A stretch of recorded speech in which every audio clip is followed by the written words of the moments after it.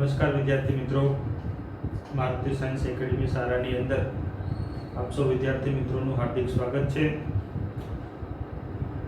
ગયા લેક્ચરમાં આપણે ગ્રાફ વિશે વાત કરી હતી તથા આ ગ્રાફની અંદર જે ગ્રાફનો ઢાળ છે એના વિશે પણ આપણે સમજૂતી લીધી હતી. જો આપણે આનું થોડુંક રિકોલ કરીને વાત કરીએ તો ઢાળ એટલે આપણે છેલ્લા લેક્ચરની અંદર જોયું હતું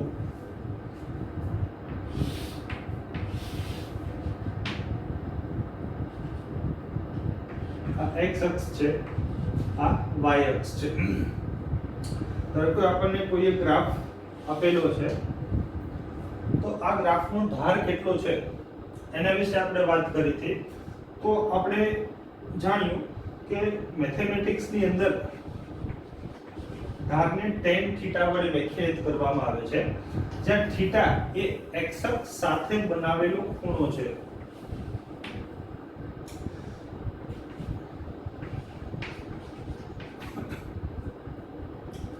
જો લાઈન આવી રીતે સીધી લાઈન હશે તો આપણે ગયા લેક્ચરમાં જોયું કે એના દરેક પોઈન્ટ બનાવેલો ખૂણો છે એ હંમેશા એક સમાન જેટલો રહે છે. જો આપણે આનો ઢાળ વાત કરીએ તો સૌપ્રથમ લાઈન પર આપણે કોઈ પણ બે બિંદુ આપણે પસંદ કરીએ. ધારો કે આ P1 બિંદુ છે અને આ P2 બિંદુ છે.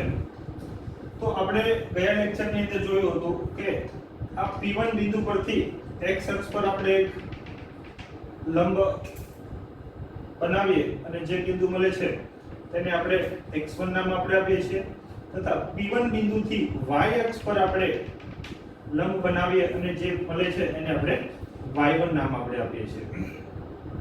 એ જ પ્રમાણે P2 બિંદુ પરથી આપણે વાત કરીએ તો આપણે x2 નામ આપીએ છીએ, તથા y અક્ષ પરનું જે બિંદુ છે જેને આપણે y2 નામ આપીએ છીએ. તો આ જે ખૂણો છે બને છે ત્રિકોણની અંદર એ થીટા જેટલો હશે. tan થીટા બરાબર લંબ અંતર છેદમાં આ બેઝ થશે. તો આ જે અંતર છે એ y2 માઈનસ y1 જેટલું હશે, તથા આ જે અંતર છે એ x2 માઈનસ x1 જેટલું હશે.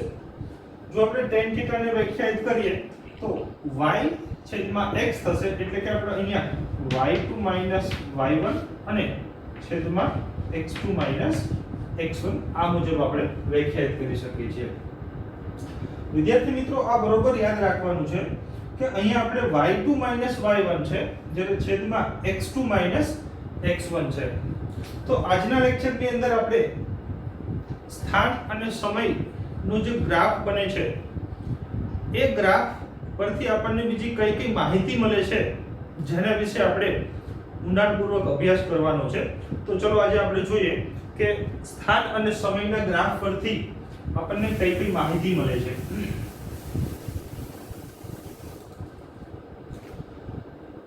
સૌપ્રથમ આપણે એક ઉદાહરણ દ્વારા સમજીએ. ધારો કે કોઈ એક સુરેખ રસ્તો છે. આ સુરેખ રસ્તા પર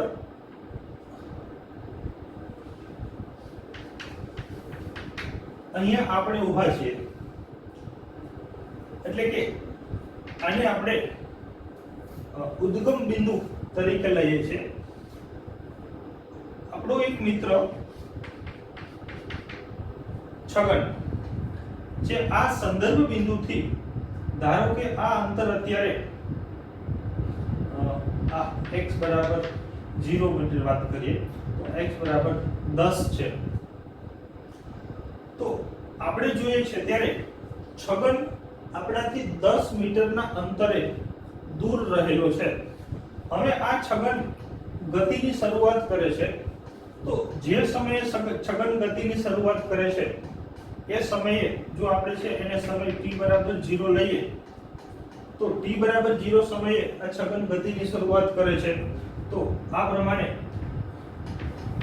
t બરાબર 10 સેકન્ડ છગન એક આપેલું અંતર 20 મીટર જેટલું છે. ત્યારબાદ t બરાબર 10 સેકન્ડ એટલે કે 20 સેકન્ડે છગડને કાપેલું અંતર 30 મીટર છે, 30 સેકન્ડે છગડને કાપેલું અંતર 40 મીટર છે, અને એ જ પ્રમાણે ધારો કે t બરાબર 40 સેકન્ડે છગડને કાપેલું અંતર 50 મીટર છે, જ્યાં અંતર એ મીટરમાં આપણને આપેલું છે અને સમય એ સેકન્ડમાં આપેલો છે. તો આ પ્રમાણેની એક પદાર્થ ગતિ કરે છે. અહીંયા આપણે ઊભા છીએ, આપણો એક મિત્ર સંદર્ભ બિંદુથી 10 મીટરના અંતરે દૂર છે અને ત્યાંથી ગતિની શરૂઆત કરે છે. જો આપણે આનો ગ્રાફ બનાવીએ કે આ પદાર્થ છગડ નો સ્થાન અને સમય માટેનો જે સંબંધ દર્શાવતો જો ગ્રાફ બનાવીએ તો આપણે અગાઉના લેક્ચરમાં જોયું તે મુજબ ગ્રાફ કેમ બનાવીએ છીએ, કેવી રીતે બને, જેના વિશે આપણે ઊંડાણપૂર્વક અગાઉના લેક્ચરની અંદર અભ્યાસ કર્યો છે. તો આનો આપણે સૌપ્રથમ ગ્રાફ દ્વારા સમજવાનો પ્રયત્ન કરીએ.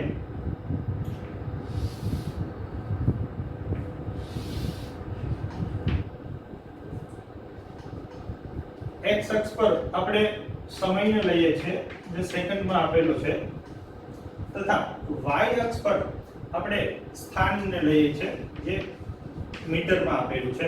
એટલે કે આને સ્થાન વર્સિસ સમયનો ગ્રાફ પણ કહેવાય છે. t બરાબર 0 સમયે સંદર્ભ બિંદુથી છગડનું સ્થાન 10 મીટર જેટલું દૂર રહેલું છે. તો આ સમય છે. સૌપ્રથમ આપણે વાત કરીએ તે મુજબ આપણે સ્કેલ આપણે બનાવવો પડશે. t બરાબર 0 થી તે મહત્તમ સમય આપણને 40 સેકન્ડ સુધીનો આપેલો છે. તો અહીંયા આપણે લઈએ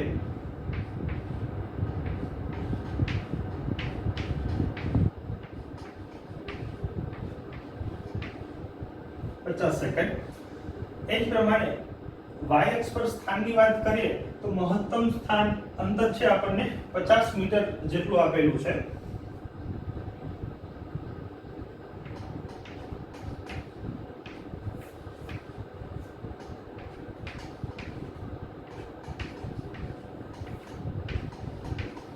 મીટર. તો આ પ્રમાણે આપણે સ્કેલ પસંદ કરીએ છીએ. ત્યારબાદ જો આપણે વાત કરીએ કે t બરાબર 0 સમયે પદાર્થ સંદર્ભ બિંદુથી 10 મીટર દૂર અંતરે રહેલો છે. તો t બરાબર 0 સમયે પદાર્થ 10 મીટર એટલે કે આ સ્થાન પર રહેલો છે. આપણને એક બિંદુ જે મળે છે જે t બરાબર 0 સમય અને 10 મીટર અંતર દેખાડે છે. ત્યારબાદ જો આપણે વાત કરીએ કે t બરાબર 10 સેકન્ડે પદાર્થ 20 મીટર જેટલું અંતર કાપે છે. તો t બરાબર 10 સેકન્ડ સમય પસંદ કરીએ છીએ અને અહીંયાથી y અક્ષ પર 20 જે બિંદુએ છેદે છે એ બિંદુને આપણે આ યામ તરીકે આપણે લઈ શકીએ કે t બરાબર 10 સેકન્ડે પદાર્થનું સ્થાન 20 મીટર જેટલું છે. એ જ પ્રમાણે આપણે માહિતી પરથી જો આપણે ગ્રાફ બનાવીએ તો આપણે બનાવી શકીએ છીએ કે 20 સેકન્ડે પદાર્થ 30 મીટર જેટલા અંતરે છે.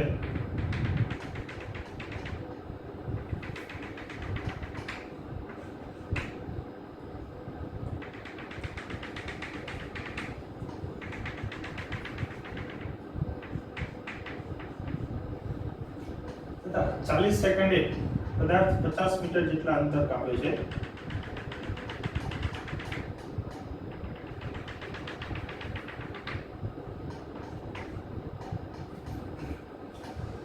તો આપણે જો આ બધા બિંદુને જોડીએ અને જે લાઈન મળે છે એને આપણે ગ્રાફ કહીએ છીએ.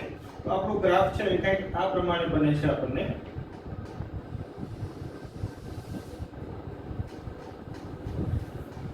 તો આપણે આ જે પદાર્થ ગતિ કરે છે એ સમય દરમિયાન પદાર્થનું સ્થાન અને સમય વચ્ચે કઈ પ્રકારે સંબંધ છે એના ઉપર આપણે ગ્રાફ બનાવ્યો છે. તો વિદ્યાર્થી મિત્રો હવે આપણે જોઈએ કે આ ગ્રાફ પરથી આપણને બીજી કઈ કઈ માહિતી મળે છે. સૌપ્રથમ જો આપણે એના ઢાળની વાત કરીએ તો ઢાળ લઈએ તો અગાઉ આપણે જોયું તે મુજબ આ લાઈન પરના કોઈ પણ બે બિંદુ પસંદ કરીએ આપણે. ધારો કે એક બિંદુ આપણે આ P1 બિંદુ પસંદ કરીએ છીએ અને બીજું બિંદુ છે આ P2 બિંદુ પસંદ કરીએ છીએ.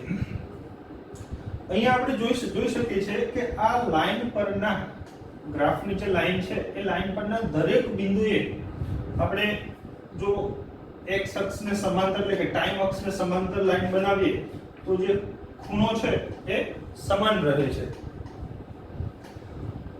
તો P1 પોઈન્ટ થી આ સમય અક્ષ પર જે છે એને આપણે છે ધારો કે છે એ x1 નામ આપણે આપીએ છીએ અને આ છે આપણે y1 નામ આપણે આપીએ છીએ. P2 પોઈન્ટ પરથી x અક્ષ પર જે સ્થાન છે એને આપણે x2 કહીએ છીએ. એ જ પ્રમાણે y અક્ષ પર છે એને આપણે y2 કહીએ છીએ. તો અગાઉ આપણે સાબિત કર્યું કે કોઈ લાઈનનો ધાર છે એ y2 y1 upon x2 x1 દ્વારા આપણે રજૂ કરીએ છીએ.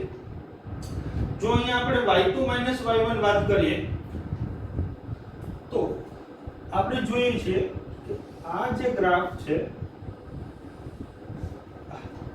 પ્રમાણે થાય છે. તો આ y2 y1 છે અને આ છે એ x2 x1 છે.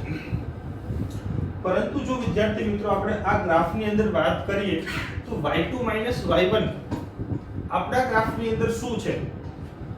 તો y2 y1 એટલે કે અહીંયા y અક્ષ પર આપણે સ્થાન લીધેલું છે એટલે કે y2 y1 એ તો પદાર્થના સ્થાનમાં થતો ફેરફાર છે. y2 y1 શરૂઆતમાં આ બિંદુની વાત કરીએ તો એનું સ્થાન 30 મીટર જેટલું છે, ત્યારબાદ એનું સ્થાન 50 મીટર જેટલું થાય છે. તો 30 થી 50 એટલે કે એના સ્થાનમાં થતો ફેરફાર છે. જો x2 x1 ની વાત કરીએ તો x આ અક્ષ પર આપણે સમય લીધેલો છે તો x2 x1 એ સમયમાં થતો ફેરફાર છે. તો આપણા ગ્રાફની અંદર એટલે કે સ્થાન વર્સસ સમયના ગ્રાફની અંદર y2 y1 એ પદાર્થના સ્થાનમાં થતો ફેરફાર છે અને x2 x1 એ સમયમાં થતો ફેરફાર છે. જો આપણે અહીંયા લખીએ ને y2 y1 બરાબર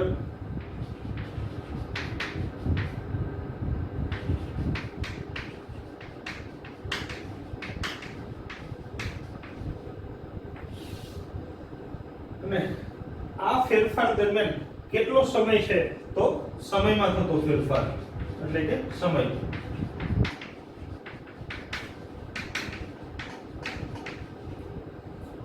તો વિદ્યાર્થી મિત્રો આપણે અગાઉના લેક્ચરની અંદર અભ્યાસ કરી ગયા કે સ્થાનમાં થતો ફેરફારને આપણે સ્થાનાંતર તરીકે ઓળખીએ છીએ, આપણે વ્યાખ્યાયિત કર્યું છે.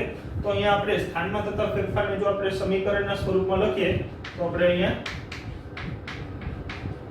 સ્થાનાંતર અને આ સ્થાનાંતર માટે લાગતો સમય. તો અહીંથી આપણે જોઈએ કે ધાર બરાબર સ્થાનાંતરના છેદમાં સમય મળે છે. તો વિદ્યાર્થી મિત્રો આ સમીકરણ જે છે એ ક્યાંક આપણે અગાઉના લેક્ચરની અંદર આપણે અભ્યાસ કરી ચૂક્યા છે. જરા વિચારો અને જુઓ કે સ્થાનાંતરના છેદમાં સમય એ તો વેગ માટેનું સમીકરણ છે. તો આપણે અહીંયા સ્થાનાંતરના છેદમાં સમય બરાબર વેગ લખી શકીએ છીએ.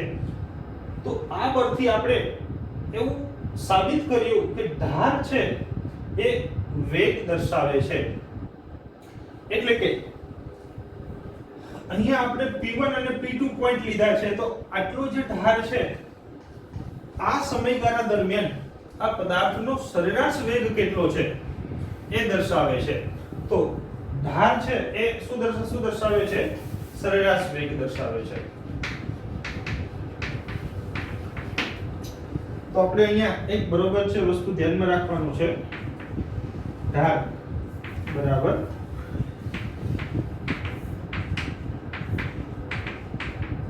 સરેરાશ વેગ આપે છે. એટલે કે જે લાઈનનો ધાર વધારે હશે એ લાઈનનો વેગ વધારે હશે, એટલે કે જે પદાર્થ ગતિ કરે છે અને એ પદાર્થ ગતિ દરમિયાન એનો જે ઢાળ વધારે છે તો એનો વેગ વધારે હશે, અને જો એનો ઢાળ ઓછો હશે તો એનો વેગ છે કેવો હશે?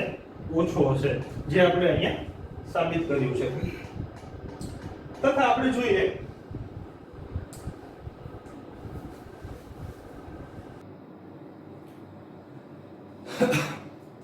તો વિદ્યાર્થી મિત્રો આપણે અહીંયા જોયું કે ઢાળ છે એ આપણને સરેરાશ વેગ આપે છે. અહીંયા એક બીજી એક સૌથી અગત્યની વસ્તુ છે કે ઢાળ બરાબર સ્થાનાંતરના છેદમાં સમય અને એના બરાબર સરેરાશ વેગ. તો અગાઉ આપણે અભ્યાસ કર્યો છે કે સ્થાનાંતર છે એ સદિશ રાશિ છે, એટલે કે એ ધન પણ હશે, ઋણ પણ હશે અથવા તો શૂન્ય પણ હશે. એનું મૂલ્યની વાત કરી અને એની દિશા છે આપણે જોયું હતું કે એની સ્થાનાંતરની દિશા છે હંમેશા પ્રારંભિક સ્થાનથી અંતિમ સ્થાન તરફની હોય છે. તો જો સ્થાનાંતર ધન હશે તો આપણે કહી શકીએ કે એનો વેગ ધન હશે. જો સ્થાનાંતર ઋણ હશે તો આપણે કહી શકીએ કે એનો વેગ છે કેવો હશે? ઋણ હશે. તો અહીંયા આપણે જોઈએ કે ધાર પરથી પણ આપણને ખ્યાલ આવી જશે કે જો ધાર છે એ y2 y1, એટલે કે અહીંયા આપણે જોઈએ કે y2 કેટલો છે?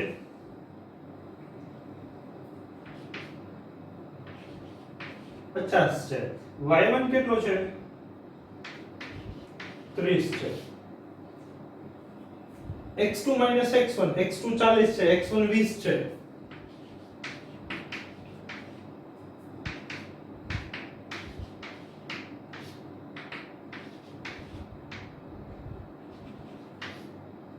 સમય આપણને સેકન્ડમાં આપેલો છે, મીટર પ્રતિ સેકન્ડ, એટલે કે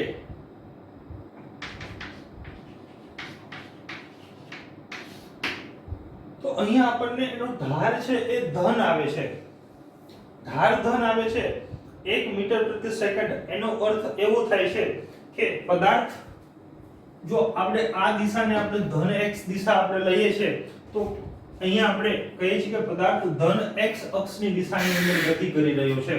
આપણે હંમેશા ધન x ની દિશાને આપણે ધન દિશા તરીકે લઈએ છીએ તથા એની સામેની જે દિશા છે એને આપણે ઋણ દિશા તરીકે લઈએ છીએ. ઉપરની દિશાને ધન લઈએ છીએ તો નીચેની દિશાને ઋણ તરીકે આપણે સ્વીકારીએ છીએ. તો અહીંયા ઢાળ આપણને ધન મળે છે. તો વિદ્યાર્થી મિત્રો આ ઢાળ ઉપરથી આપણને ખ્યાલ આવે કે એનો વેગ છે એ ધન છે કે ઋણ છે. હવે જો આ જ વસ્તુને આપણે બીજા કેસ માટે જોઈએ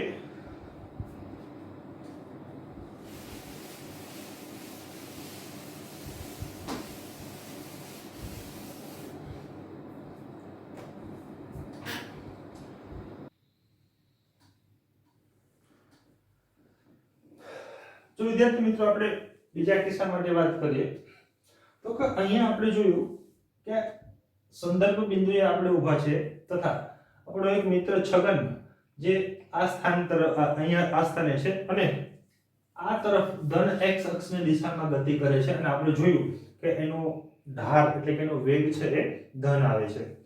જો આપણે બીજા કિસ્સા માટે વાત કરીએ, ધારો કે કોઈ એક બીજો મિત્ર છે મગન કરીને છે,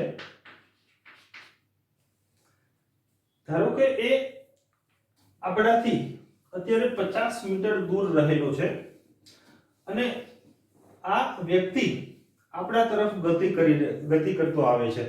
તો આપણે જે સમય પદાર્થ ગતિ કરે છે એને આપણે જો 0 સમય નામ આપણે આપીએ તો અહીંથી છે એ પદાર્થની ગતિની શરૂઆત કરે છે. મગન છે એ આ દિશામાં આપણી તરફ આવી રહ્યું છે. તો t બરાબર 0 સમયે એ અહીંયા છે. આપણે અંતર આપણા સંદર્ભ બિંદુની સાપેક્ષમાં આપણે ધ્યાનમાં લેવાનું છે. તો t બરાબર 0 સમયે 50 મીટર છે તથા t બરાબર 10 સેકન્ડે એ 10 મીટર જેટલું અંતર કાપી અને આ સ્થાન પર આવે છે. એ જ પ્રમાણે અહીંયા આપણે લઈએ તો t બરાબર 20 સેકન્ડ અને t બરાબર 40 સેકન્ડે મગન એ આ સ્થાન પર આવે છે. જો અહીંયા આપણે આ કેસમાં સ્થાન વર્સસ સમયનો આપણે ગ્રાફ બનાવીએ અને જોઈએ કે એનો ગ્રાફ કેવો આવે છે અને એના પરથી આપણને બીજી કઈ કઈ માહિતી મળે છે.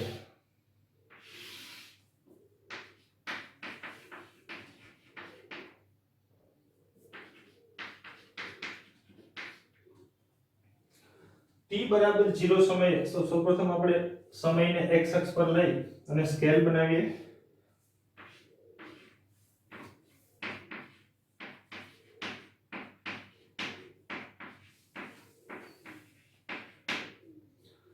એ જ મુજબ y અક્ષ પર આપણે સ્થાનનો સ્કેલ બનાવીએ.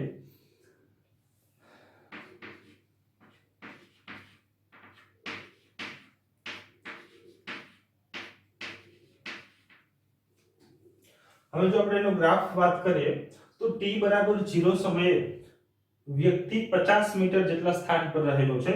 તો t બરાબર 0 સમયે આપણે એનું સ્થાન દર્શાવીએ તો આપણને અહીંયા આ પોઈન્ટ પર મળે છે. ત્યારબાદ 10 સેકન્ડ બાદ એ પદાર્થ 40 મીટર જેટલા સ્થાન પર આવે છે. તો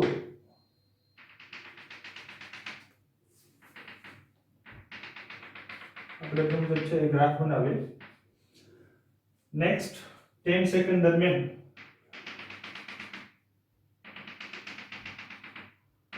અહીંયા પહોંચે છે.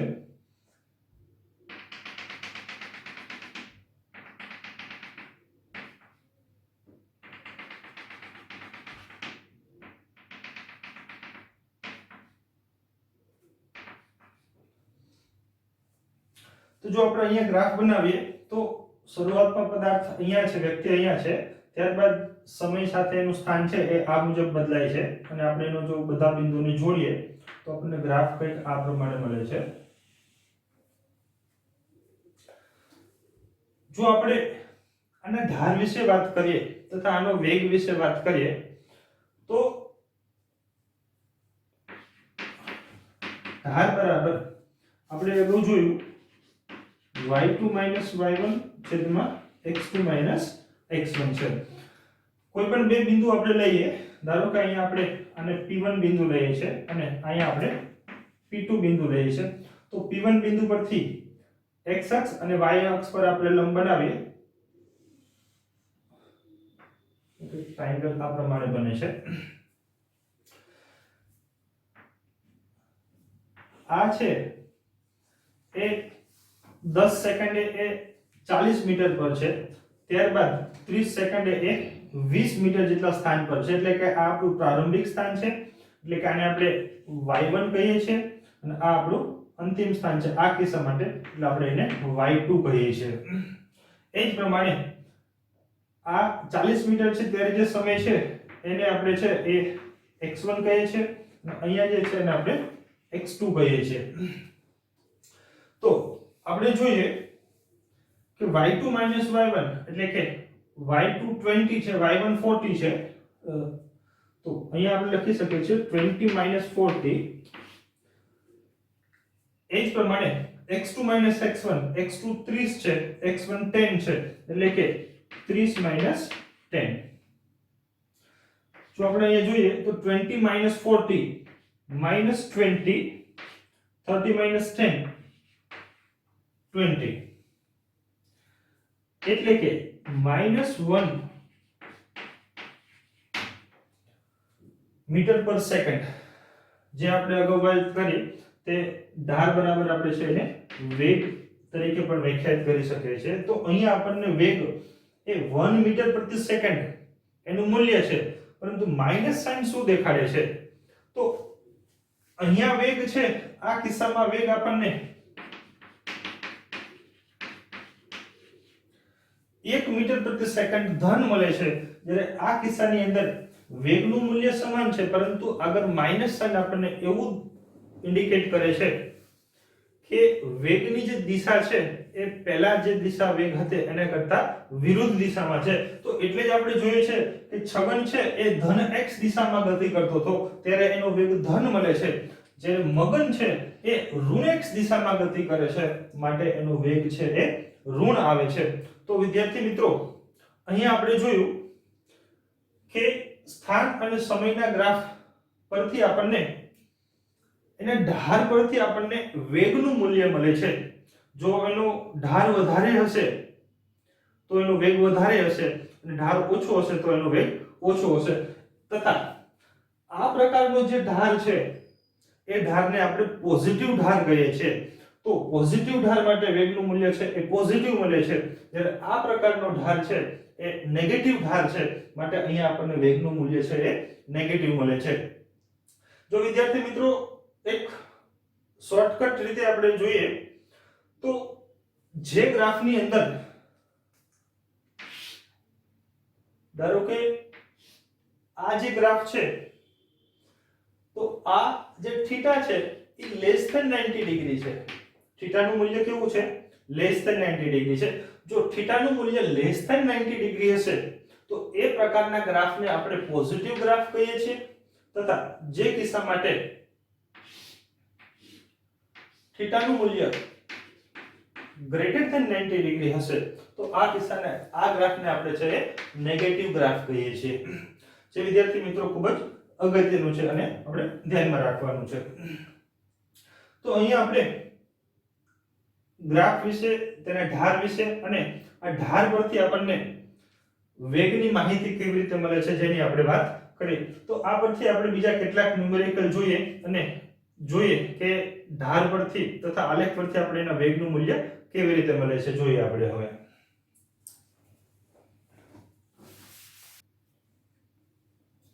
વિદ્યાર્થી મિત્રો અહીંયા આપણે એક દાખલાની પ્રેક્ટિસ કરી જોઈએ. આપણને માહિતી આપી છે એક મોટરસાયકલ સવાર તેના ઘરેથી નિયમિત ગતિથી પૂર્વ દિશામાં સીધી રેખા પર 120 મીટર દૂર આવેલા પેટ્રોલ પંપ પર 60 સેકન્ડમાં પહોંચે છે. તે પેટ્રોલ પુરાવવા માટે 120 સેકન્ડ ઊભો રહે છે. ત્યારબાદ મોટરસાયકલ 90 સેકન્ડમાં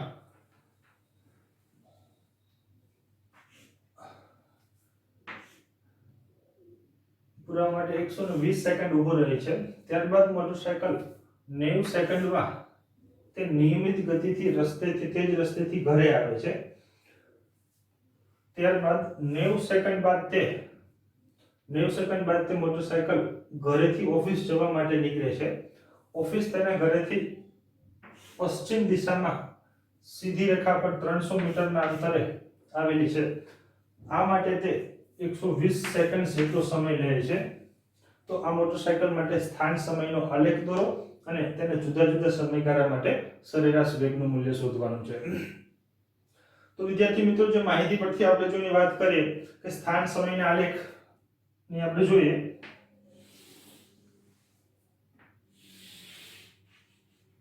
તો x અક્ષ પર આપણે છે એ સમયને છે એ સેકન્ડમાં દર્શાવીએ છીએ, તથા y અક્ષ પર છે આપણે સ્થાન જે આપણે મીટરમાં દર્શાવીએ છીએ.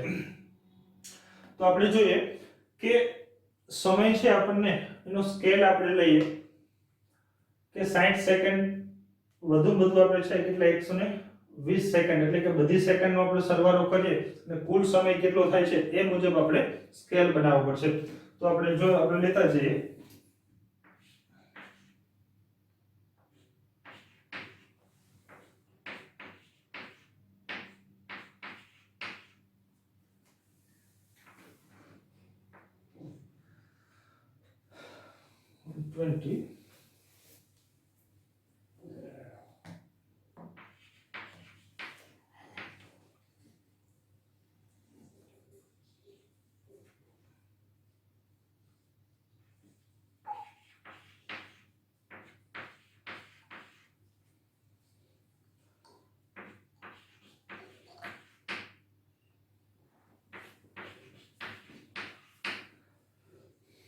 આ મુજબ આપણે છે એ સમયને x અક્ષ પર લીધો છે. હવે એ મુજબ જો આપણે એના સ્થાનની વાત કરીએ તો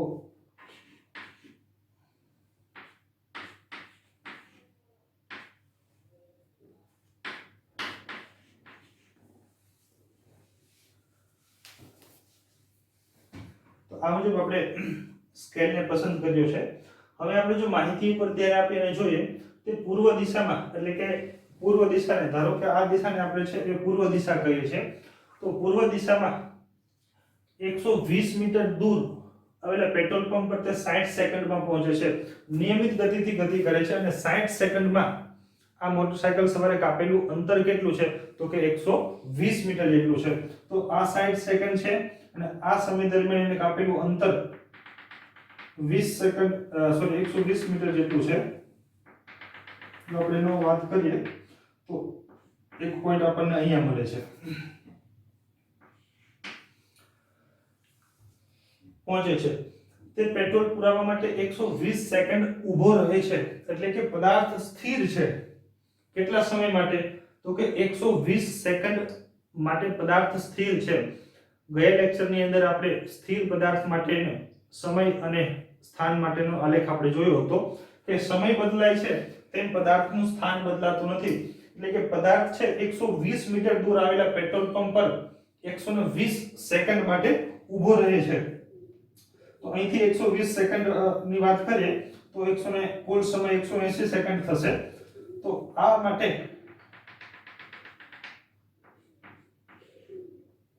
એકસો એસી એનું સ્થાન છે 120। ત્યારબાદ તે મોટરસાયકલ સવાર 90 સેકન્ડમાં તે નિયમિત ગતિથી રસ્તેથી ઘરે આવે છે, એટલે કે પેટ્રોલ પંપ થી 90 સેકન્ડમાં તે પોતાના ઘરે પાછો આવે છે। ઘરે પાછો આવે છે એટલે કે તે પોતાના આ એનું સંદર્ભ બિંદુ છે, અહીંથી તે એનું સ્થાન છે એ દૂર જાય છે, તો આ સ્થાન ઉપર પાછો આવે છે, પરંતુ એને ઘરે આવે છે એ માટે લાગતો સમય કેટલો છે 90 સેકન્ડ જેટલો સમય લેશે।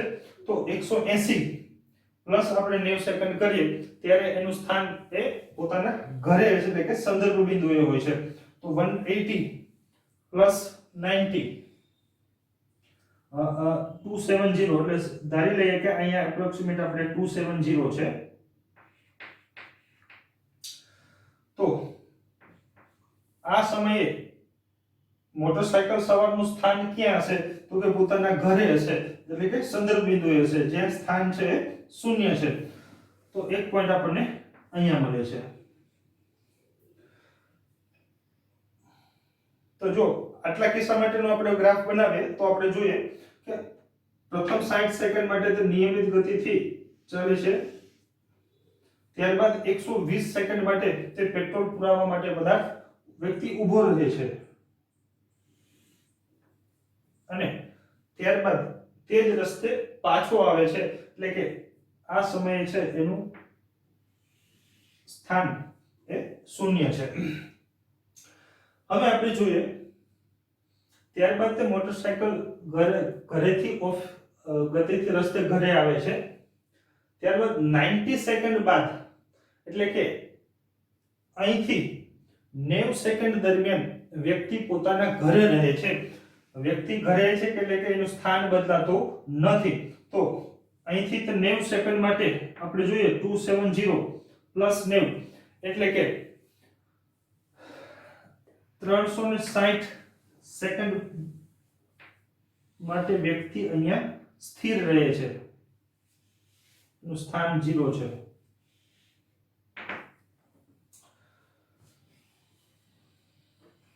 ત્યારબાદ તે મોટરસાયકલ ઘરેથી ઓફિસ જવા માટે નીકળે છે।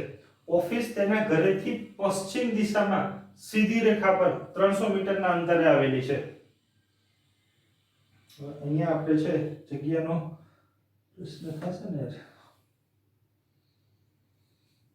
ધારો કે આ છે એ 300 મીટર આપણે લઈએ છીએ, તો આ છે આપણે પશ્ચિમ દિશામાં સ્થાન દર્શાવીએ છે, પૂર્વ દિશાનું સ્થાન છે, તો એની જો નીચે છે એ પશ્ચિમ દિશાનું સ્થાન થશે।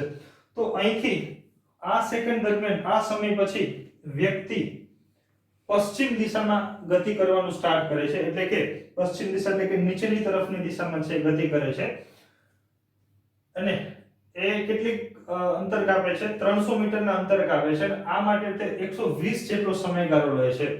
તો અહીંથી આપણે વાત કરીએ કે 120 એટલે કે આ સમય માટે નો ગ્રાફ છે કંઈક આ પ્રમાણે બને છે।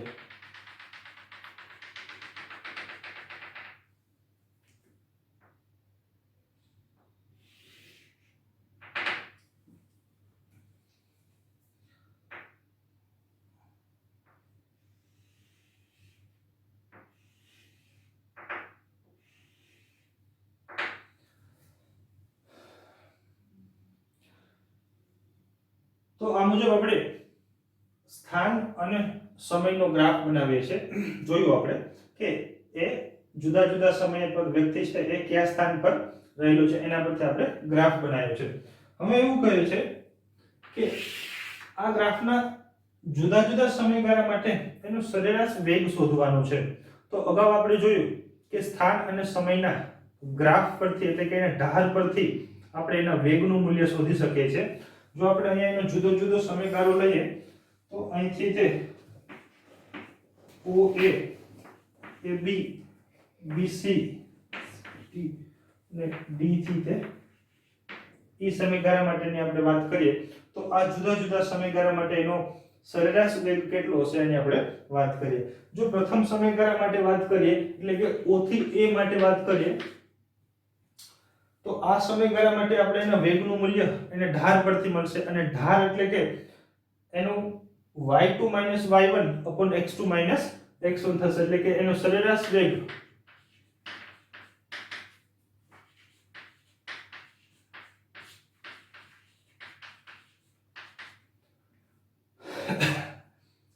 આ છે એનું y1 બિંદુ છે, આ એનું y2 બિંદુ છે એટલે કે 120 0.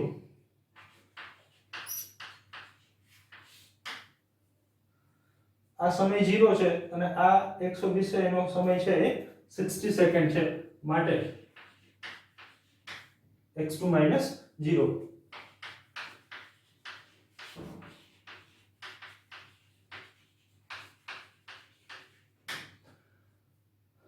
તો આપણે જોઈએ કે OA જેટલા સમયગાળા દરમિયાન મોટરસાયકલનો સરેરાશ વેગ છે એ 2 મીટર પ્રતિ સેકન્ડ જેટલો આવે છે.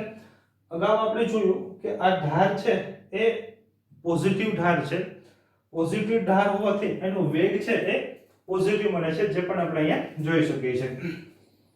જો આપણે AB સમયગાળા માટેની વાત કરીએ, AB સમયગાળા માટે તો અહીંયા આપણે ડાયરેક્ટલી પણ કહી શકીએ છીએ ઢાળના કોન્સેપ્ટ ઉપરથી, એટલે કે અહીંયા AB માટે જો આ ગ્રાફનો આપણે ઢાળ જોઈએ તો આનું ઢાળનું મૂલ્ય 0 છે.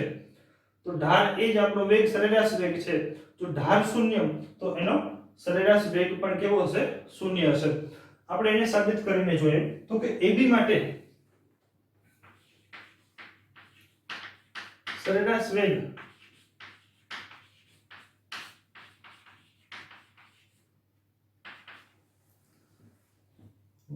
y2 છે એ B બિંદુ છે, y1 છે એ A બિંદુ છે, પરંતુ A અને B બિંદુ બંને 120 મીટર જેટલા અંતરે છે એટલે કે 120 120. જો આ સમયની વાત કરીએ તો 180 60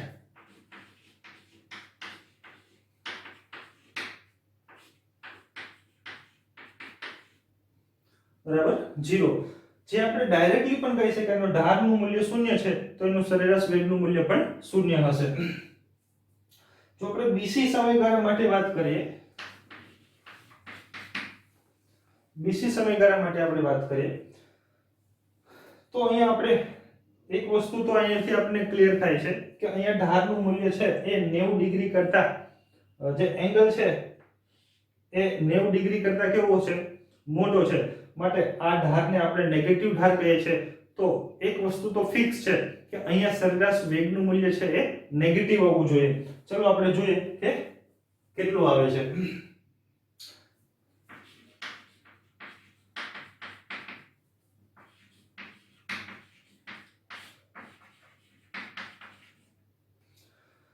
જો આ કિસ્સા માટે વાત કરીએ તો એનું y2 બિંદુ છે, આ એનું y1 છે,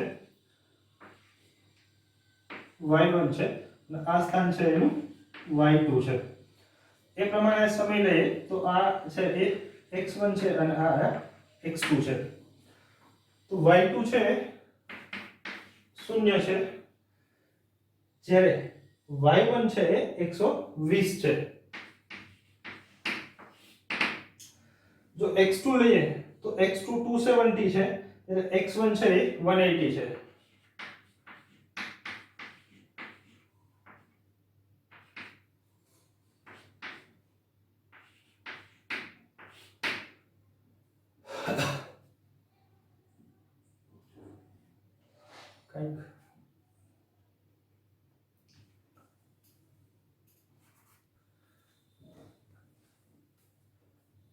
તો આપણે જોઈએ -120 270 -180 એટલે એપ્રોક્સિમેટ 90.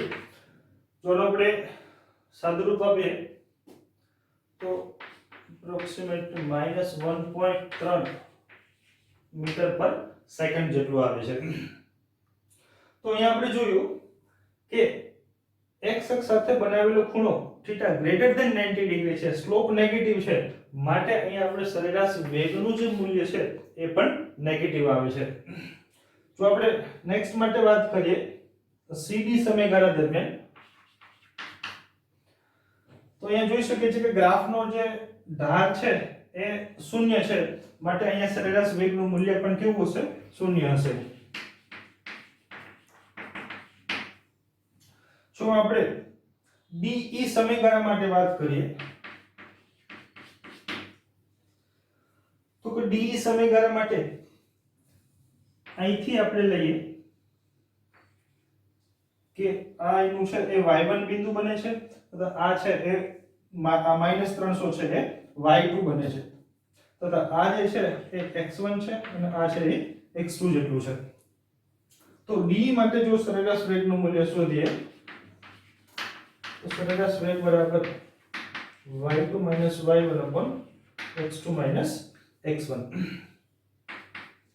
y2 છે એ -300 છે, કારણ કે એ પશ્ચિમ દિશાની અંદર છે, માટે -300 - 0.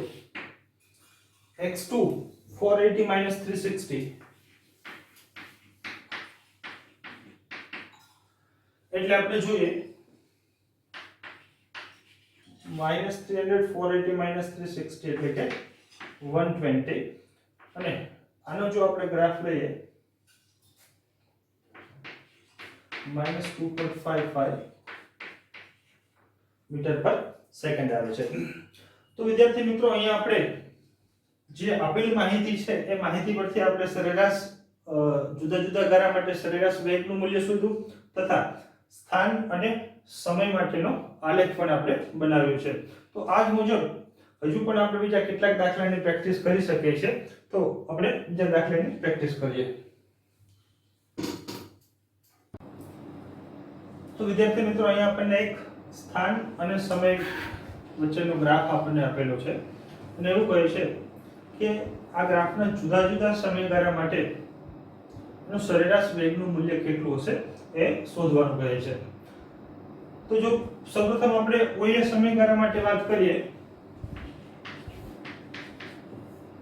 તો અહીંથી જ આપણે ડાયરેક્ટલી ખ્યાલ આવી જાય છે કે એનો ઢાળ ધન છે, ઢાળ છે એ ધન છે, માટે સરેરાશ વેગનું મૂલ્ય ધન હશે, કારણ કે ખૂણો છે થીટા એ <90 ડિગ્રી છે. ચલો આપણે એના મૂલ્ય વિશે વાત કરીએ તો OA માટે સરેરાશ વેગની જો વાત કરીએ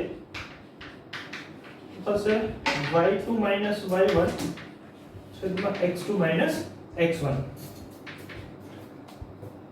y1 છે આ y2 છે એટલે કે 10 - 0.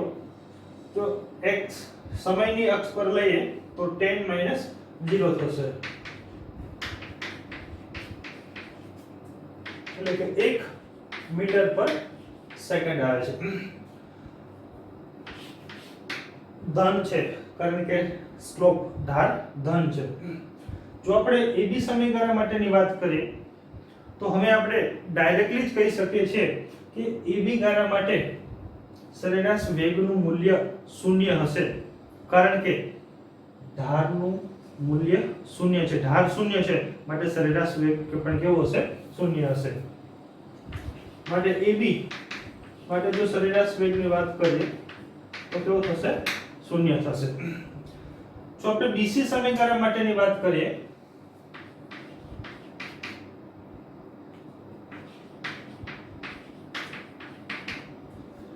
તો અહીંયા ઢાળ છે એ ધન ઢાળ છે, માટે સરેરાશ વેગનું મૂલ્ય ધન આવશે.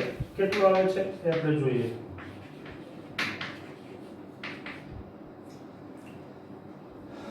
દસ થી 15 y2 છે એ 15 છે, y1 છે એ 10 છે.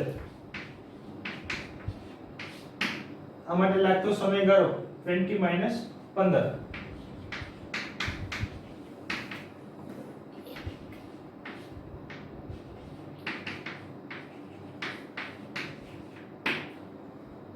તો સરેરાશ વેગનું મૂલ્ય આપણને 1 મીટર પર સેકન્ડ ધન આવે છે, કારણ કે ધાર છે એ ધન છે.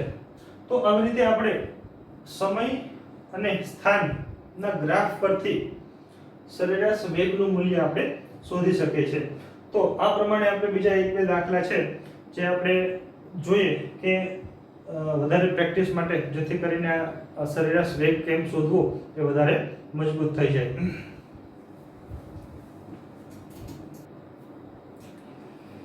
વિદ્યાર્થી મિત્રો, પ્રેક્ટિસ માટે અહીંયા તમને એક દાખલો છે જે આપણને સ્થાન અને સમય વચ્ચેનો ગ્રાફ આપેલો છે. અગાઉ જે પ્રમાણે દાખલા કર્યા એ પ્રમાણે એવું કહે છે કે સમયના જુદા જુદા સમયગાળા માટે આનો સરેરાશ વેગ કેટલો હશે. અહીં આપણે